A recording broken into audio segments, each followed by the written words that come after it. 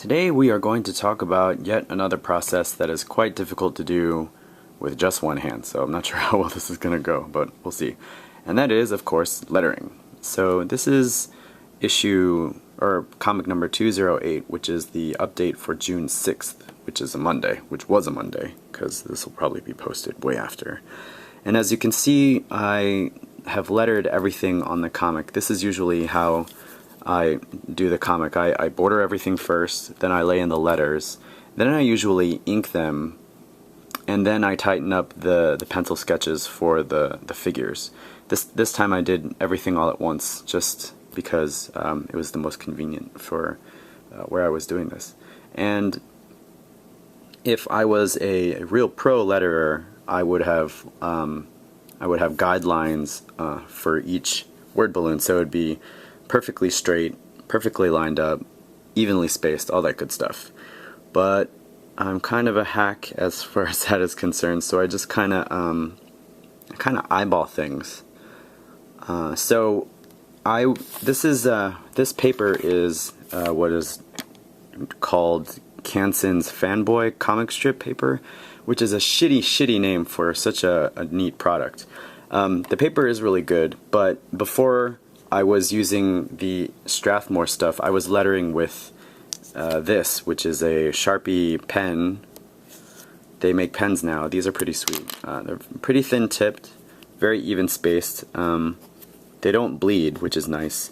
And for some reason, the Strathmore paper bled a lot when I used Rapidographs for lettering, so I stopped after a while, and I started using this Sharpie thing, which is, it does the job. But I wanted to try some better quality stuff, and so I got my hands on this Fanboy stuff just on a whim, and it turns out that I can actually use my Rapidographs. So this is my lettering pen. There we go. And so you can see there's no bleed. The ink kind of sits on top of the paper. Actually, I don't know if this camera is good enough to pick that up, but it just kind of sits neatly on the paper. No bleed. Very even line. And so yeah, I letter with Rapidographs. These are old Koh-i-Noor brand Rapidographs. I think this is my grandfather's set. So Koh-i-Noor Rapidographs don't look like this anymore. They're a little bit more high-tech. This is number 3. This is what I use to do all the bold stuff when people are shouting curses. And this particular one has a jewel tip, which you won't be able to tell from here, but it actually makes it much smoother. It just kind of glides across the paper, which is tough to tell if you don't use the Rapidograph a lot. This is my grandfather. This is a number, what is this? This is a number 2.5 from my grandfather's set. So it's got a clear tip so you can see the pin that's actually in there, although the camera is kind of not focusing on it. Weird lens problems. But yeah, so in a Rapidograph, the way it works is the tip is a metal shaft, a hollow metal shaft, and there's a pin that goes inside it. And so if you're holding the pin if you're holding the Rapidograph straight up and down, the ink is stopped because the gravity forces the pin to close the hole. And so when you push straight down, the pin rises and lets the ink flow. So you kind of have to hold the Rapidograph straight up and down, or as close to straight up as down as possible, and I'll show you yeah. So I have to letter the comic like this to get a good even line. Now these are great for architectural drawings or any time you need a thin, even line, because you have to hold it up straight up and down, and that's the only way you'll get a line, and the line is very consistent.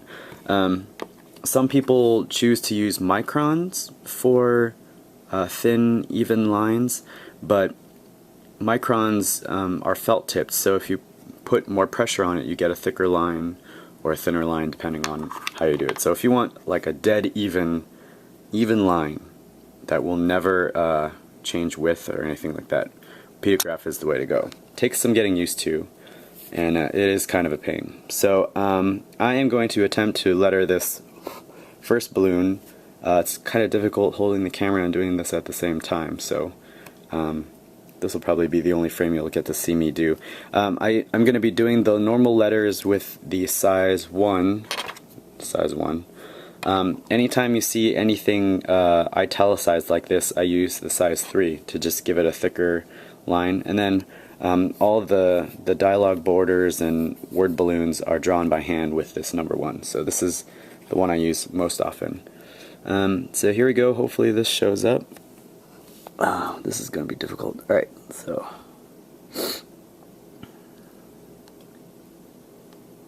so yeah, I kind of draw everything twice. I write everything twice. Once in pencil, and another time in a pen of some sort, or a brush. And this is usually the speed I work. Even though I have to kind of tilt my head to get the camera in there. Nice and slow.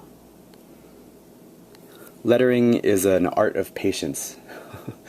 I should say hand lettering is an art of patience, because if you go fast, you fuck it up. I don't letter by computer anymore, if I can help it. I like the way hand lettered stuff looks, even though my letters are kind of inconsistent. But I don't know, it gives it a nice feel. And there you go, Connie's place after work. And because of the angle of the light, you can see the rapidograph ink is still drying. But that's how it goes. So I'll do the entire comic like this, letters first, and then panel borders, and then I'll go back in and do anything that's italicized, and then there you go. So there's my short, not terribly useful lesson on comic hand lettering.